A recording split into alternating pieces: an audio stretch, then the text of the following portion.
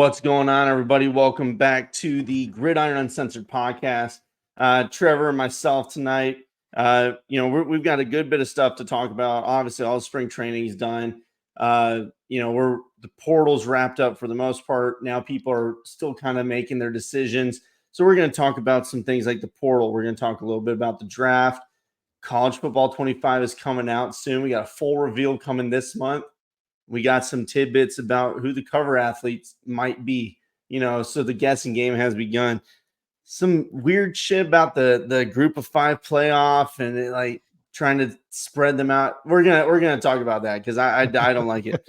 And then we're gonna hit some hot seat stuff. So kind of just round robin stuff. We got a couple things to talk about. Oh, and Deion Sanders. How could we forget? How could we forget? So we're gonna talk about all that. Man. It'll be a good episode, guys.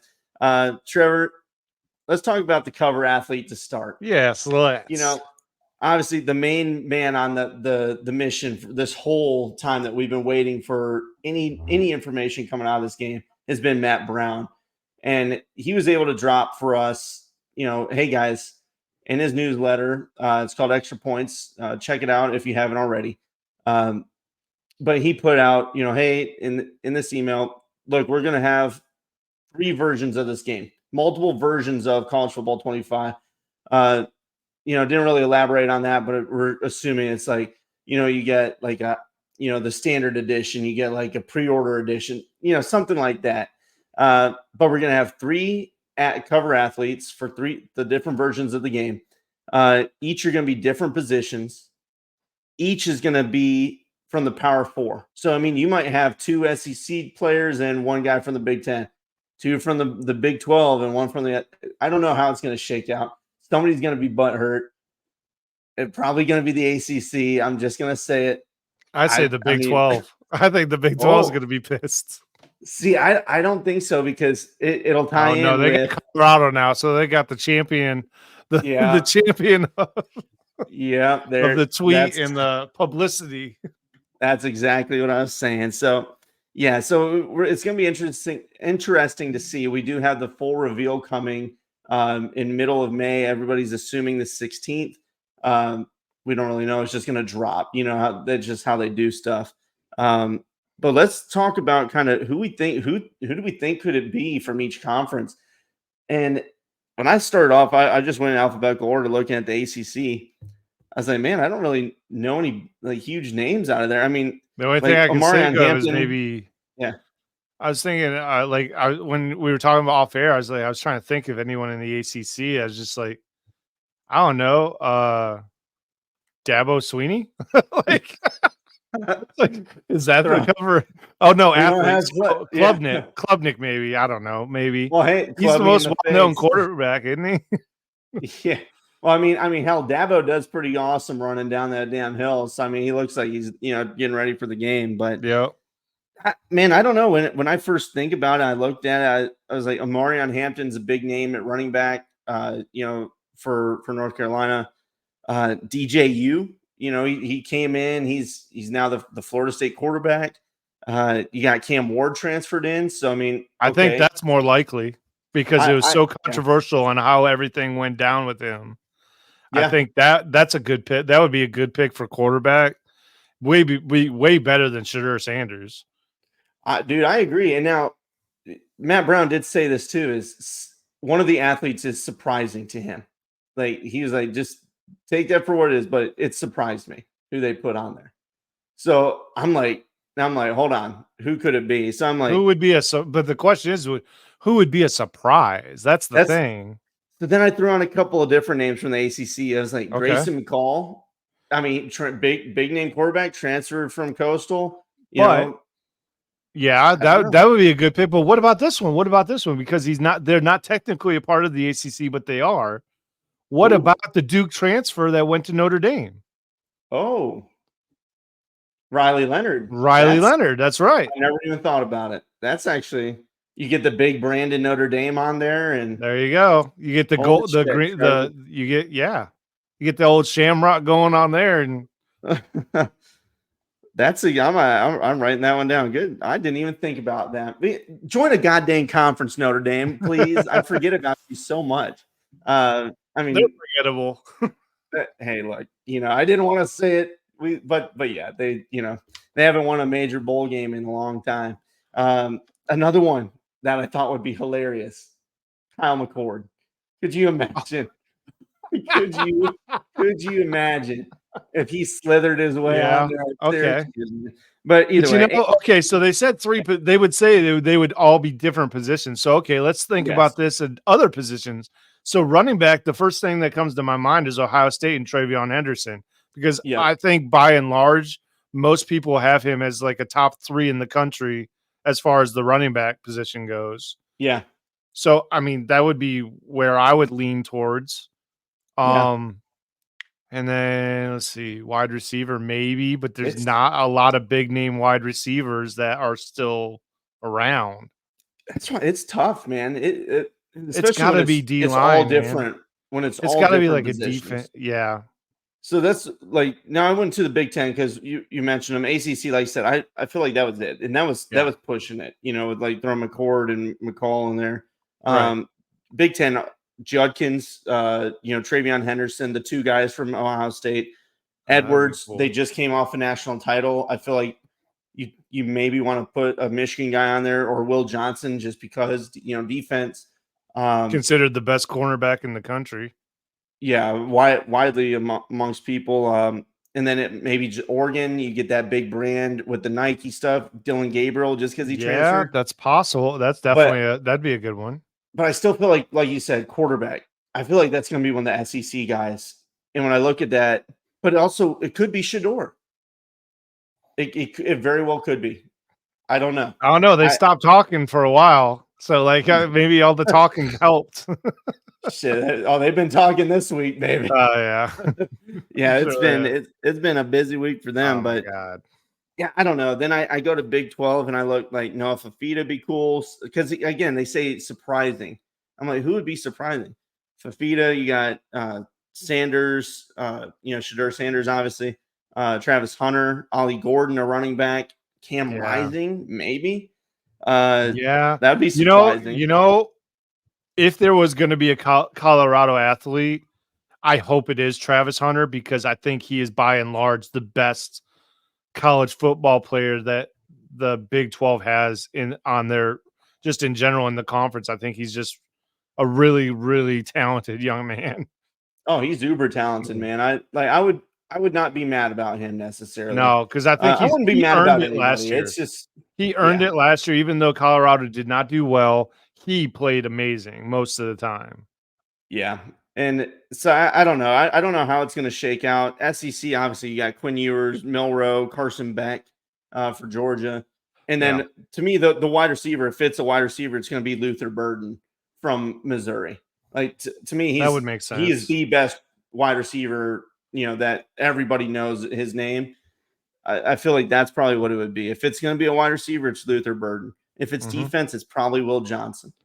Like those are names you immediately associate. Although one person, I mean, not to be Mr. Michigan here for a second, but Kenneth Grant got a lot of popularity over that one play where he chased down a running back. That's true. From the line of scrimmage, and the guy was like 10, 20, 15 yards away from him, and he chased him down.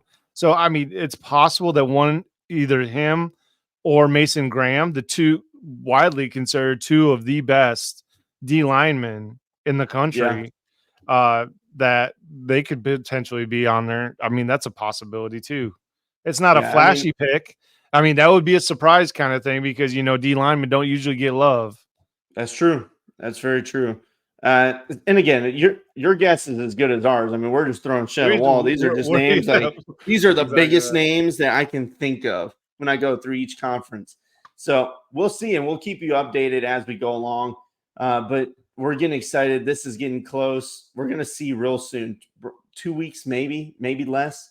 So again, we'll keep you posted on Cover Athlete and whatever else comes out with the game. But we're ready. We're beyond ready. It's been a long time. Oh my God. Well, we talked about the Cover Athlete. let's talk some about the NFL draft. We had obviously that happened early on April. We're not going to talk too much on it. Just hit about the quarterbacks. Trevor, I know we were excited to see where JJ would go, obviously, but I was excited to see just how it would shake out, and how it would just shake out. Yeah, sometimes maybe crazy stuff happens. And I say for the Falcons, it did. You want to lead on it? Man, I'll tell you what, it blew me away. Blew me away. However, it didn't blow me away for the fact that I didn't think Penix deserved it, because I think he did. I think he deserved to be a top 10 quarterback, because whether anybody wants to admit it or not, Penix was by far the best throwing quarterback in this draft. The guy could spin it better than anybody. No matter what anyone says, that guy could throw the prettiest deep ball I've seen, even though he missed his wide receiver wide open one time. He probably will never live that down. Very true. But I think Atlanta got a good one, but it was very confusing for a lot of people, considering they just paid a veteran quarterback 4 years, almost $100 million guaranteed.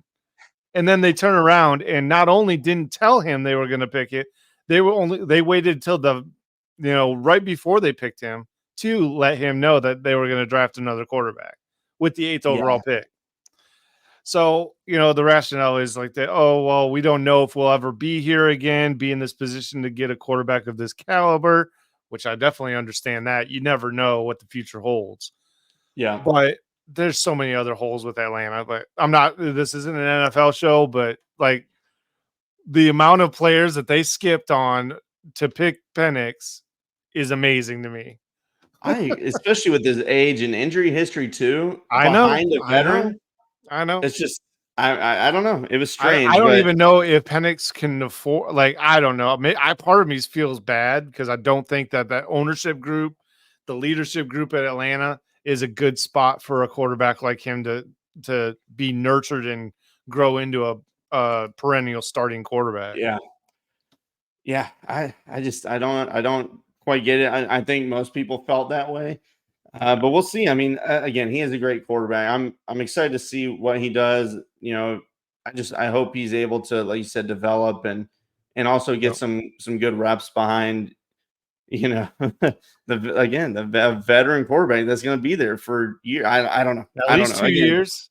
At least 2 years. But they might trade him down the line. I have no idea. They might trade him, but I don't know anyone that's gonna want to pay that salary. That they guaranteed $100 million for a 31-year-old quarterback that has never really won anything. Sheesh. Hey, I don't know. Never. Okay, folks, this guy has never won, including Michigan State. All the way back to when he was a Michigan State guy. Didn't win shit. So whatever. I digress. Like, it's the most ridiculous thing ever. But outside of that, though, Caleb Williams, I think he actually, even though the Bears are kind of a shit show, they did have a good draft overall. They did. They got Caleb Williams, which is the guy they apparently wanted from the get-go. They ended up getting Rome Odunze right along with them, which is amazing. So that's a great start. That's a great start. Yeah, that right there is huge for having a good target for your new quarterback. And the wide receivers in this draft early, I feel like you couldn't mess up no matter which one you took.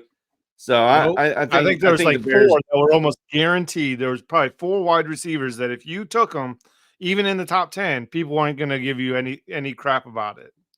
Yeah, so I think they did a good job. And Williams, I'm curious to see how he will do.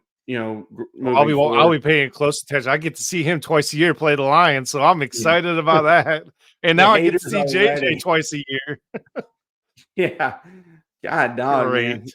Lions better win soon, man. Come on. Oh my God, both of them have the potential to be very good. Jaden Daniels went second out of the quarterbacks. I think. I feel for him. I feel like he's going to be running around like a chicken with his head cut off. But yeah, it'll be interesting to see. But again, that was kind of expected. The Williams and Jaden Daniels, Drake May, he went in third. I think he actually landed in a solid spot for him. I do. So it I think that he's one that he should have a solid career because of the landing spot. Yeah. And then after that, again, we said Penix. He Went he 8 came to off the Atlanta, board, and then JJ went to Minnesota. which I think was a great situation for him. Like, it's just, Agreed. the offensive scheme is kind of very similar, very pro style type, very, and the targets that he'll have there. I mean, Justin Yeah. Jefferson's sitting right there. I mean, that's about the best target you can have. Yeah, I mean, if you want to help a young quarterback, you have an elite receiver, and Yep. that's going to do it. But no, great situation for him. Bo Nix next. Again, I feel like this year the quarterbacks for the most part went to good spots. Yeah, Like outside of Penix going to Atlanta, everything else made sense. I agree. In the years past, you're like, ooh, that sucks for that guy And going. I definitely don't like. There's been a lot of talk about, mostly about JJ. To be perfectly honest with you, about him. Oh, like, oh my God, they reached at 10, they didn't have to, and then like people throwing shade about JJ constantly. Like, it's Oh, I kind of know. annoying at this point I about how agree. he's gonna be a flop and all this other stuff. I'm like, I wouldn't worry about JJ being the flop as much as maybe some of the other ones potentially being a flop. But I think Bo Nix went to a really good situation with a really good coach who is known for having a semi-mobile, he moves around in the pocket really well, kind of quarterback, aka Drew Yeah. Brees. And I think that the parallels between Bo Nix and Drew Brees. I mean, I have all the respect in the world for Drew Brees, but the parallels are there for the type of quarterback. Not necessarily, I hate saying dink and dunk quarterback, but I mean it works. If you can Mhm. make it work, that's the kind of system that they run, is that Yeah. they do the dump offs and clear outs and things like that. So I I think it's most of these quarterbacks are going to really good situations, I think. Yeah, and the Broncos needed the help with Bo Nix too. I think he's going to help them a lot. I really Yeah. do. I thought he was a really good quarterback. I know a lot of his yards came, like you mentioned, dink and dunk, like behind the line. If that's moving the ball, who gives a damn?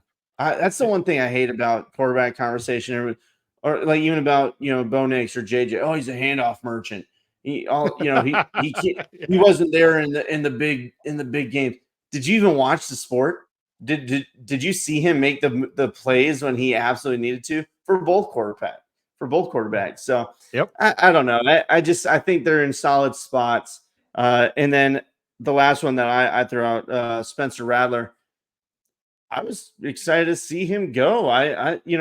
He started off his college career in such a bad manner just because it was so cocky, it was so arrogant, uh, talking, effectively out of his ass so much.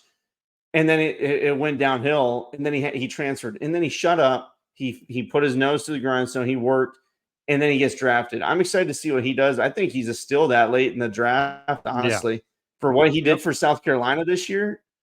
I By mean, I know himself. By by himself, himself. and that's not it. We're not joking either. I mean, That's not an exaggeration. if you didn't watch South Carolina, I mean, go back and look. That season was rough, but he did so much. So the Saints, they took him. I think is a good pick, but Also, I yeah. think that's a pretty good situation for a quarterback like him, where he's kind of used to doing kind of a scramble drill but I think he'll have so many weapons at his disposal over there in New Orleans. I think it'll be better. It'll be a better situation for him. Well, yeah, Olave and so, I mean, it'll be nice. Yep. But yeah, so that's obviously we're not going to go too much into NFL just because this isn't an NFL show. We don't watch it too much, but it's interesting to see where the quarterbacks go. And Trevor, we're going to talk about the college class going into Speaking of 2025. the quarterback position, Yeah, we're just going to roll right into it yeah. because we're already on it. We've got the 2024 quarterback class in college football. Who's coming back this year? Who's probably projected to be in the tops of the draft next year when it comes to quarterbacks coming out of college? So first off, I mean, who are you thinking, Trevor, when we talk college quarterbacks this year that could be big for the draft next season? Well, I think I mean just because of everything around him, he's going to be considered probably the top quarterback to be picked, and I think he has the most tools. Me personally, I still have Carson Beck as the number one quarterback in the country, even over Quinn Ewers, which I'd like Quinn Ewers, but I just think Carson Beck has a more controlled arm. I think he's more accurate than Quinn Ewers, and I think he'll have a bounce back year. Even though, I mean, bounce back year, my God, they went 11-1. Oh, stop the presses or whatever. You know, I mean, they lost in a close game against Alabama, and then they you know, whatever. But I think it'll be Carson Beck as the, at least going into the season, he'll be considered the top quarterback. We'll see how the season shakes out, but no, I'm kind of right there with you with Beck. Beck and Ewers are going to be the two huge names. I know everybody's saying it. Shador. I mean, Deion's been out there. My son's a top 5 pick. They say he's a top 5 pick next year, guaranteed. No, his dad says he's a top 5 pick. Yeah. God, I mean, he's talented. I mean, I'm not going to sugarcoat it. The dude's good. He's talented. We said that better than this season. I mean, look what he was doing, you know, but it's other shit around it. You know, dial it in, focus on the season, and hope to God this whole okay. I'm going to get too much into Colorado right now. We're going to talk about that. It's okay. It's okay though. In this particular instance, we're talking about Shedeur Sanders as a top potential top pick next year and the top quarterback in the country. Yeah. And the only argument I say, his talent is unquestioned. He's very good. He's very talented. He's got the arm. He's got the legs. He just needs to shut the fuck up. Yeah. I felt the same way. I don't mean to like be all like blunt about it, but for real, at this point, he is hurting himself more than helping himself. Yeah. Because there is not an NFL team that will honestly say, oh, yeah, I love hearing my quarterback chirp, chirp, chirp, chirp, chirp about everything that gets under his skin and getting into arguments with fans. Like, come on. Yeah. Like, that's not something that the NFL, like, if you don't have a thick skin, you ain't going to survive in the NFL. Yeah, I mean, I agree. No, like I don't mind. I mean, I don't mind some chirping and shit. You know, like in game, like if you're talking in game, whatever. But like you said, all this social media stuff, it's too much. And but again, he's super talented. But is he going to be one of the top 3 quarterbacks taken? I don't know. I mean, we always see, you know, somebody get thrown up in the top. Oh, this guy is going to be, you know, top pick, and then it shakes out during the season. No, he's not. He'll be drafted, but it won't be top 5. Yeah. I could see Milroe going ahead of him and Brady Cook, honestly, from Missouri. Right now, Milroe's my first one out as far as the top 5 goes. Like, that's the way I have him, even though I think he's going to take a big leap this year, I think. So it's a possibility that he gets up there. But yeah, like he's just outside of there, but he's really close. I think if he takes a step forward in his passing game, and like making better decisions, not just be a one-read quarterback. If he can go through progressions and show that on a consistent basis this year, he will be one of the top quarterbacks picked in next year's draft. I almost guarantee it. Oh, I agree. And just on his physical traits too, his speed, his athleticism. Also, he doesn't talk about shit. He gets out there, he works, he plays the game. He's a working quarterback. You know? Yep. And you say whatever you want about our ideas on it, but when you're looking at hiring people, when you're looking at, that's what you want. You want somebody that I'm focused on winning this game. I'm not focused about anything else. That's my focus. W's is the only thing you want a quarterback to care about. Yeah. And what the best way to do it is talking about stuff, and talking a big game is not one of the ways that you win. Yeah. No, I agree. So we have to circle back to it. We have Carson Beck 1, and I'm assuming you have Quinn Ewers is 2, right? Yeah. So who would you have at that third spot is like the third best quarterback, quote unquote? Honestly, I'm going to say I'd go probably Milroe. And again, I didn't really care for his passing ability last year. I think he was hampered in the Michigan game, even in the playoffs, with his passing, and other games during the season as well. Now his running ability is that chaos of Milroe is what makes him hard to defend. Yeah. But you look at what they did with AR-15 when he came out, Anthony Richardson. It's the same shit, you know. I mean, this dude is a physical specimen. He's fast. He's a hard worker. All these things. I mean, that sells right there. But I Yep, look for Brady 100% Cook, agree. man. I know he's got Luther Burden with him, but he's still playing in the SEC, some of the best defenses around. And he had a great year last year, outside of that stupid pick against Georgia where he tried to like dump it into the ground. I like him as a quarterback. Outside of that, man, I look at the other names because I've just been writing down names and like looking up some stuff too. I'm sorry. Who else do you think, Trevor? Because I've got like names. I'm like, I just don't see I've it. got a lot of names. I've got like I think I've got 7. For me, Milrose at 6, and then I have Brady Cook at 7. Okay. So my other 3 are as follows: it's Cam Ward, Noah Fafita, and Dylan Gabriel. Okay. At 5, and in that order. And really, the only reason I have Cam Ward at that high is that I'm factoring in the fact that he has way better weapons, way better offensive line, all across the board that he had from what he had at Washington State as opposed to what he has now in Miami. Yeah. And if they if he can kind of replicate what he was doing the first part of the year and just not having to do so much on his own, creating plays and things like that, and just sticking with the offense, doing progressions, I think that he won't be as burnt out by the time the second half of the year comes around, and I think he could have a more complete year. I think what we saw last year was that he just got burnt out of doing it all. I mean, because they asked him to do it all. I mean, they once had more of again, his voice. like it was Cam Ward, Spencer Rattler. They were both trying to do it all for their teams to try and get them wins. No, I'm with you on Cam Ward. I think he's going to have a really good chance to show out at Miami. And Noah Fafita is one of those things where he's kind of a dark horse in the fact that can he replicate the same success with a completely different coach and coaching staff in general? And that's my biggest question. I mean, he has his favorite target and his friend T-Mac, but I don't know, man. It's tough for me. And Dylan, huh? Next year, I think he is. I can't remember. I feel like is he a sophomore? I can't remember. I feel like now I got to look it up. Now I'm questioning what I know. I'm sorry. I was like, hold on. No. I feel like because he just popped on the scene this year. I'm like, there's no way he's leaving so early. But he's a talented freaking kid, man. I mean, what he did in year one as a starter was so impressive. And like you said, can he do it again under a new coach? With a new situation. So he is this year he is a redshirt sophomore. Okay, so he is. So he would be draft eligible after this season. Yeah, I'm sorry. I was just like, that's just crazy to me that he's he could leave so soon. But it's just, if he's that good, which he looked at last year, I'd be surprised if if he hangs around, especially if Arizona has Dylan Gabriel.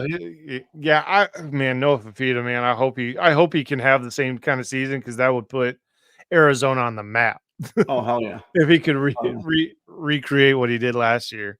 Yeah. And then Dylan Gabriel, I mean, that kind of speaks for itself. He walks into a wonderful situation that almost is like tailor-made for his type of game.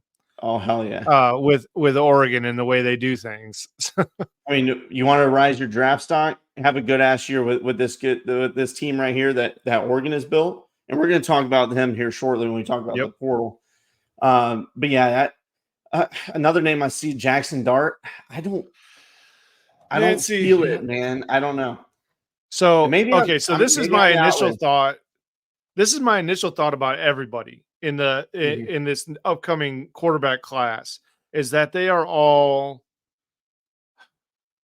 JJ-esque in the way that they are going to be viewed by the NFL. Okay. I feel that they are going to be considered maybe 10 or lower as far as picks. I do not think there's a top 10 pick in here unless there is an NFL team that is in dire need of an a new quarterback, which is possible. Yeah. I mean, between injuries and everything else, you never know. But I don't see anybody in this group currently, and as it stands right now, going in the top 10. I could be wrong, and we'll see how the season shakes out. But that's just kind of the way I look at it right now. I'd say just because the prototypical style, I'd say Carson Beck and Ewers are the most likely to be one of those. But Yeah. no, I agree with you. The rest of them are kind of like, okay, what do we take a chance on this guy? And Could I would. Drew R is another name like that. Oh I've yeah, seen him that's toss around. true. Like I He haven't been impressed, but I mean, I he's don't the know. size. Like, He's got the he's and like that people love Josh his Allen. stats. Like nobody really cares or knows about him until he gets drafted, and then Yeah. we'll see what happens. It'll be interesting to see what happens with this class and who leads the way. But these teams, like we talked about Beck and Ewers, they're loaded with talent on their teams. They have every opportunity to make a good push for And draft status. and you This want to know what season. I'm really curious about the whole quarterback class in general is Sure. who's that one guy in the country that's just going to come out of nowhere and just shock the whole college football world? Because there's always one. Noah Yeah. Fifita was last year, so who's Yeah. it gonna be this year? Yeah. Another name I didn't even think about it. Riley Leonard. Yeah, yeah. I feel like he should be one if Notre Dame has a good year because I thought he was Duke's lifeline. Once he went down, their whole season, Yeah. when he was in, There, they were able to run. They were doing really good, but when he mhm. went down, the whole dynamic changed. My whole So I'm thing gonna, with yeah, my whole thing with him, and that probably what NFL teams will be looking at is that ankle truly yeah, 100% healthy? Is yeah. he gonna be able to run like he used to run? So we'll see how that plays out. And look at what happened to Sam Hartman in this draft. Are they going to nuke Riley Leonard too, like Notre Dame did to Sam Hartman? I'll tell you what, but man, Sam Hartman, the whole reason Sam Hartman went where he went was because Notre Dame was afraid to let that guy throw. Yeah, They would not let him play like he's used to playing. it really did feel hampered for him. But yeah, guys, I don't know. We'll see. There's talent in this quarterback class for 2024 Yeah. and going into the 2025 draft. I don't know if I don't think it's as big as this current draft class with Caleb Williams, Drake May, Daniels and Pennant, like all these guys. It's gonna be a little bit lower, in my opinion, but there's still some big names out there. So we talked about the draft, some of the draft stuff, some of the quarterback. Let's talk about the portal and maybe a couple winner losers, like that type of thing. There's been a decent amount of movement in the spring session. I don't know if it was as crazy as people were expecting it to be, but I will say there a lot of your depth players move in the spring, and in the fall portal, that's where you see your big fish start jumping ship, and like Judkins and Caleb Caleb Downs, Downs. Yep. and then this one is where you're going to see your depth guys. Hey, I didn't make it on the roster, like I didn't move up. All right, I'm going to go find a new opportunity, or maybe see, hey, I'm going to enter my name and just see, who offers. We noticed that a couple of times. Some guys were getting extorted out there. Some coaches, man, they drop their name and then like 3 days later, oh, I'm back. I should have never left. Okay, we know what that means, baby. You got a bag, and hey, that's part of the beast now. Some teams that I wrote down as like losses, losing the portal. Michigan State. I know I'm a Michigan fan. Okay, I'm not poking fun. But when you look at who they lost, like God, dog, man, they lost two defensive tackles, starting defensive tackles. They've lost running backs. I'm worried for their season, to be honest with you. And just today you had Simeon Barrow committed to Miami, so that's one of their starting defensive tackles from Michigan State. He popped smoke. He's heading down south. And then another one is Derek Harmon. He went to Oregon. So another team that I'm going to talk about here in a minute, they are loaded up. Oregon is, and they just got a starting defensive tackle that's got every opportunity to be a linchpin for that defense. It's just Sparty's take some losses on that one. Colorado's another one that I mean they're just a revolving door at this point. That's what we've come to expect from them. But I don't think it's sustainable. I I don't know. I said on Twitter, is that look, I'll give them one more year. I want to see how this thing plays out because they're getting good players in the portal, but they're losing players too. You're just like, what's going on, man? How do you build cohesion and depth? And I don't know about old Colorado, but I'll mention two more real quick before Trevor, if you want to jump in. Winners. There's been a lot of winners from the fall portal, obviously, but in the spring portal, everybody. When I talk, obviously we're Michigan fans, but I would say this even if we weren't. Michigan's lucky that they didn't lose more, and maybe it's not luck, maybe it's continuity, and they like the coaching staff. But everybody's saying, "Oh, they're going to have a mass exodus. Everybody's leaving." They kept a bulk of the talent. They did lose, Keon Sabb. Darren Waller, cornerback. So they did lose some pieces, but for the majority, it was depth guys that, young dudes from the 2023 class, like you see in a lot of these other programs. Georgia, it's happened. So I'd say Michigan won by not losing too much. But when you talk about winners, big winners, Oregon is loaded with talent. And like I just mentioned, they just went out and got that defensive tackle, Derek Harmon. They got Jabbar Muhammad, Cam Alexander. I mean, you're Evan Stewart from Texas A&M. You're looking at these guys like, God dang, dude, they loaded up. They've got a quarterback to do it. The offensive line talent. This team is going to be dangerous going into the next season, or this season, excuse me. Trevor, what do you think, man? Yeah, there's two winners, and unfortunately, they both reside in the Big Ten. Yeah. That's unfortunate for this team right here. For folk like us. So really the beginning, we already talked about it a little bit at a previous episode, but the early portal, Ohio State knocked it out of the flipping park by getting who they got. They knocked it out of the park, and they added a few, pieces here and there. Didn't lose much. I don't think they even lost really anything too important. I know that there was a couple players that moved on, probably lower depth players more than likely.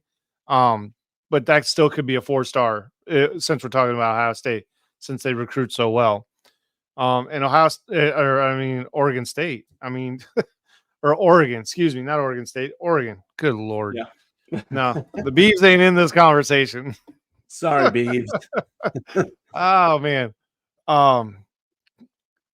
But yeah, it's gonna be. I don't know, Brandon. For me, I don't even see Penn State sniffing the three-headed monster that is the Big Ten right now. And they've had some losses too. Penn State has. Yeah, recently. They have. And Drew Aller has not proven to me, at least as of yet, that he's the heir apparent or the be all end all for quarterback play for Penn State at this point. Yeah. And like you said, you're losing. They've lost receivers, and they haven't really brought much in that I'm seeing. Not that I'm aware of, at least. Well, they've got 6 commits in the portal. Penn State does. They did get it. They got an offensive lineman in Nolan Rusi, which is great. Came over from Wisconsin. Some corner help, from Georgia, AJ Harris. But again, where's the target? Julian Fleming, okay, from Ohio State, yeah. But you also lost, Lambert Smith. You just lost, Malik McClain. So I don't know, man. Last year he was already missing targets. LR. Now you're having to rebuild chemistry with him. I don't know. I think you're right, Trevor. This new monster in the Big Ten it's going to be going to be dangerous, especially this year for Penn State. Yeah. But yeah, man. I don't know. Spring portal was kind of.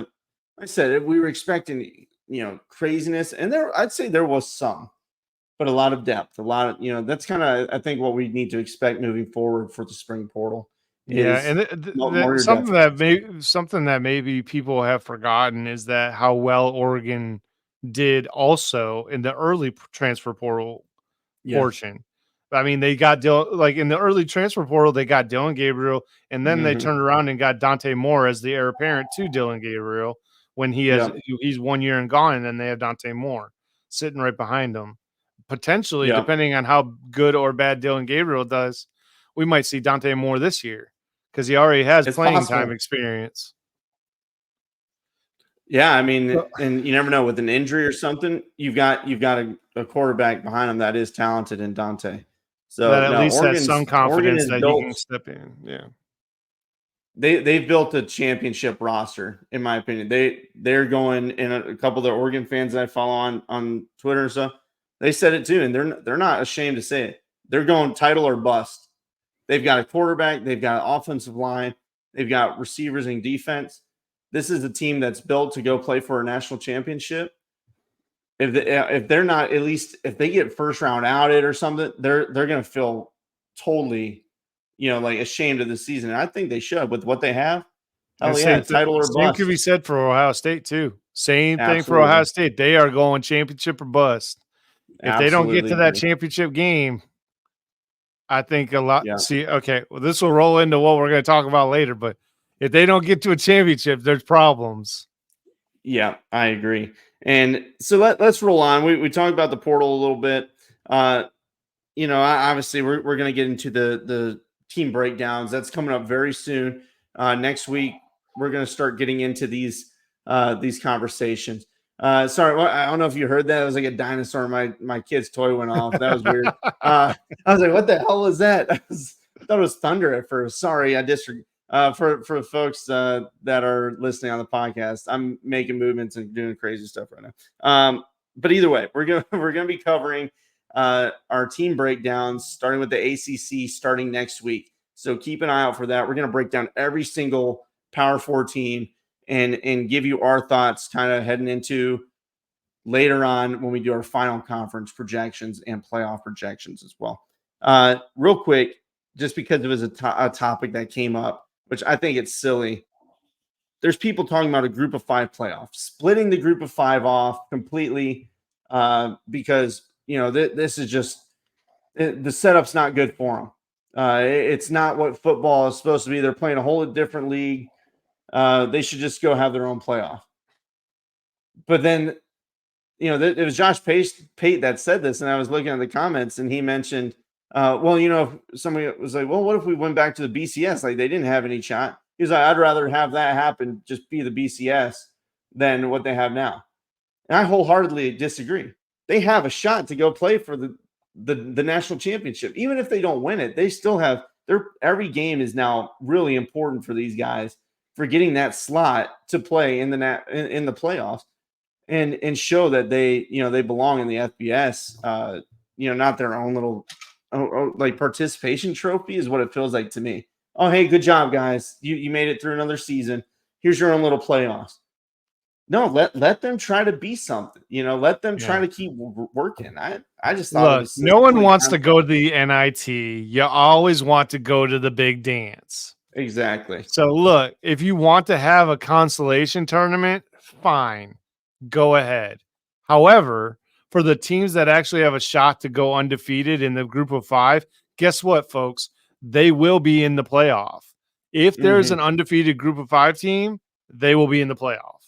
They will get a spot in the playoff if they can go undefeated through their schedule. Pretty much that's the only real way to get them into the playoff. I mean, but even if they lose one, I still think they have a shot. There's a possibility. There's a slot for them. They have an auto bid if they reach, so it's like, why you think they're going to give that up? Why would they want to give up the ability to play for, the national championship in the playoffs? And not to mention a lot of money for the schools. Yeah. So no, I thought it was a silly concept. I don't think it would work. They are fighting for, what'd you say? I just don't think it would work all together. I don't see how they could get it to work where it could be funded, because I don't think that they would get television deals at least enough where it would work. Well, that's the other thing, and that's all the intricacies of it is like, well, now you'd have to have new television deals, like you said. You'd have to have new funding, when are their TV time slots? It would just, and it To me, certainly won't it's be a able to mess. clash with it wouldn't be able to clash with the actual football playoff. So Yeah. I don't know. I don't know. I'd leave it as is. I think it's just a bunch Men- of smoke and there's no fire. yeah, I agree. I think it's all just BS. Things are fine the way it is. Let's roll with it and see what happens. We haven't even gotten to see what it looks like. Let's let the shit play out for a minute before we start trying to plan something else. Like, good Lord, man. A lot of good idea fairies out there, folks. A lot of good idea fairies. We don't like those types. Trevor, you want to talk hot seat real quick? Oh my God, do I ever? Do I ever? It was very hard for me to keep my mouth shut. It was very hard to keep my mouth shut earlier. I know. Oh my God. Let's let it out, baby. All right. So first and foremost, if Ohio State does not make it to the national championship, more importantly, if Ohio State doesn't make it to the national championship and they do not beat Michigan, I fully expect that there is a conversation between Ryan Day and the leadership at Ohio State on terminating his employment. I fully expect that. I see people are already like up in like they're so much anxiety about this season for Ohio State. The fans are rabid right now. They can't stand that Michigan won a national championship. And I get it. Like, I would be pissed if Ohio State won the national championship and Michigan wasn't doing enough, to be in the race. So I understand that. I'm not throwing a shot at them. I don't blame them at all. And that's, I think you're absolutely right. If they don't beat Michigan this year, especially with the Michigan quarterback situation, now we know they still have pieces, but I'm curious. The Michigan quarterback situation is still very iffy to me. Right. If they can't win that game, that's bad. I mean, that's like, okay. And then you immediately go say they're 11-1 after that. They still go to the Big Ten championship game, maybe play Oregon. What happens if you lose to Oregon? You lose to Oregon. Okay, great. That I mean, you can survive one of those losses, but then you go to then Michigan comes into your house and they beat you in your house. Yeah. Then you're 2 losses now. Then you're starting to get into dangerous territory at that point. Yeah. I mean, that's a lot of ifs. This is a lot of ifs. This is a big what if scenario, but absolutely. We'll see what happens, but it's a fair statement to say, I think. If you say it online, people might go, "Oh, there's no way." There's always a way. Anything's possible. There's always a way. Again, we're not hating. We're not. It's just keep an eye out. You never know. Couple other guys I've written down are.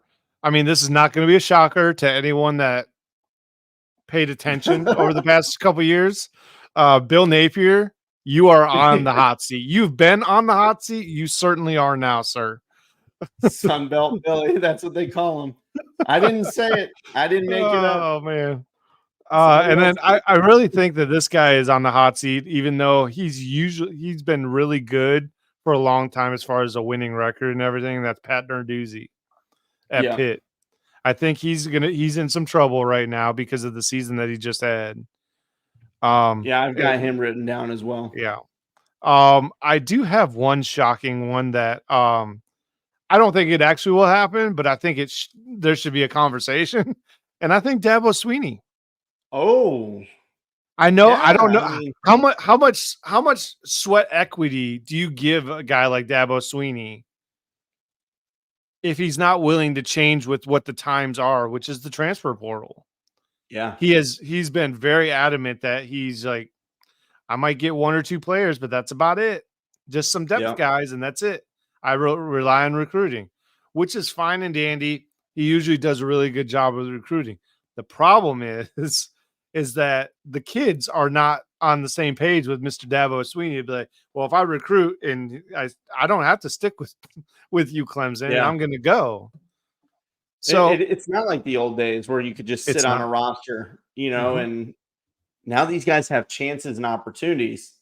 Yeah. So no, I was just that was a name I threw out there just because they have not had the best past couple seasons.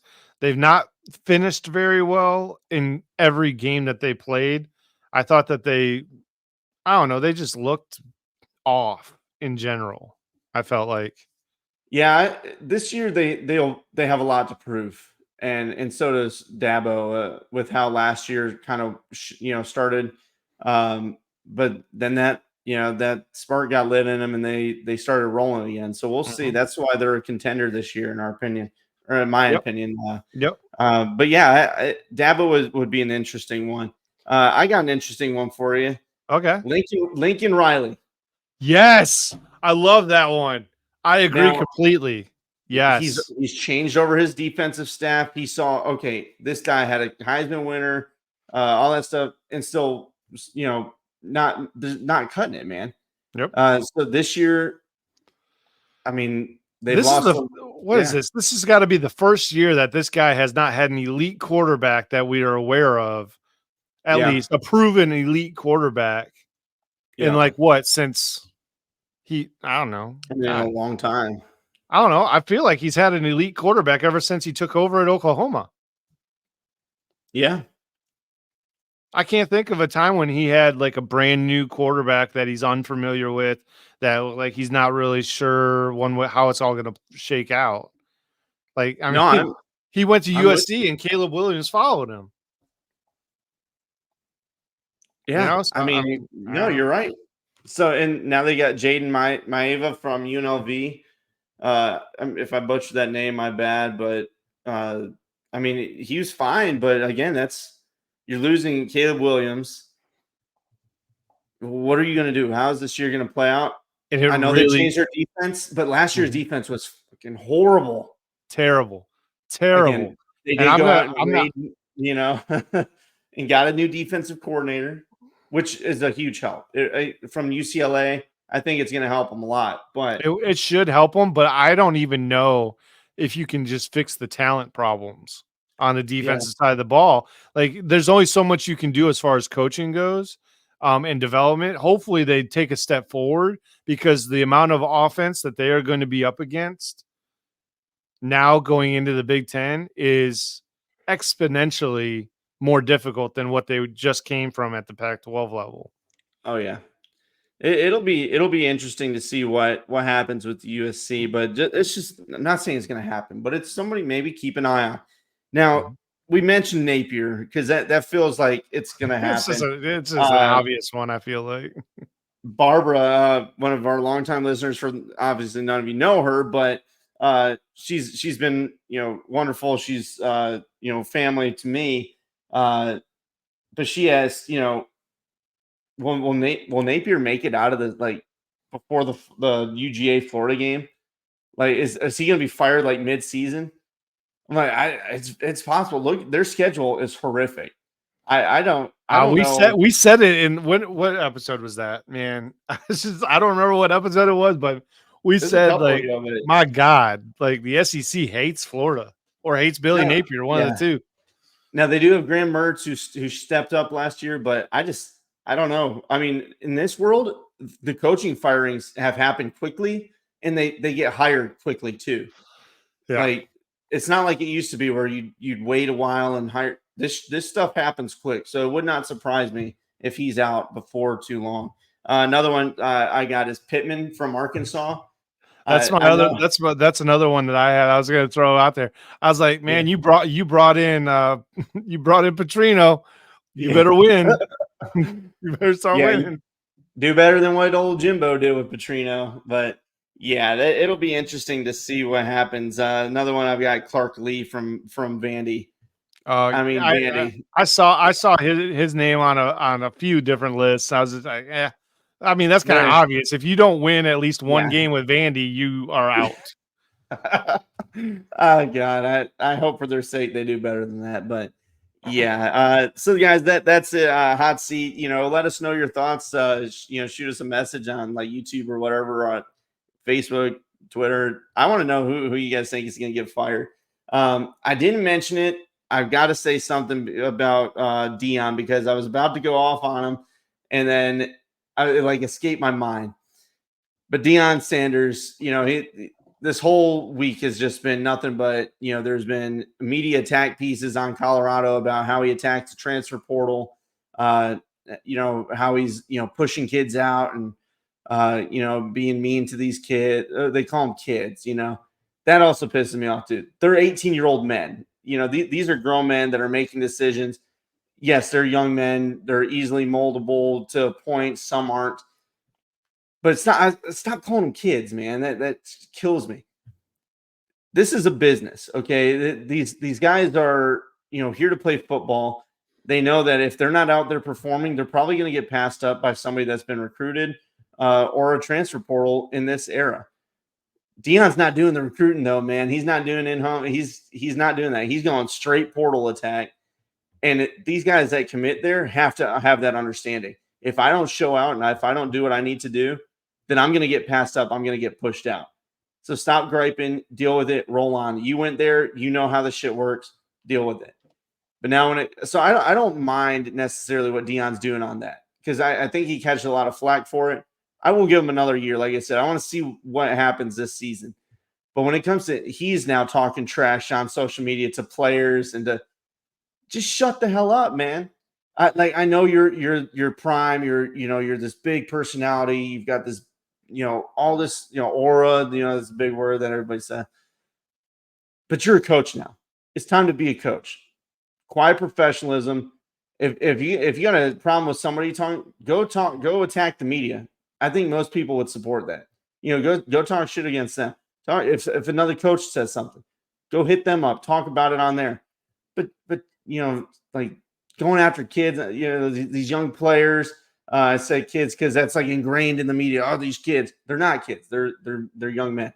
But you can't go after your players. Players that transferred out. That shit just kills me, man. Just stop talking. Go out and do your thing. Because if you just did your thing and just did the transfer portal, you probably not get as much flack as you're getting from all this talk and all this, extra crap that you got going on. That's my spiel on it. Like, just be quiet. Go do your thing. Go play some football. Try to win more than 4 games before you start getting too rowdy. All right. That's my feeling on it. Man, if they win 10 games, it'll be insufferable.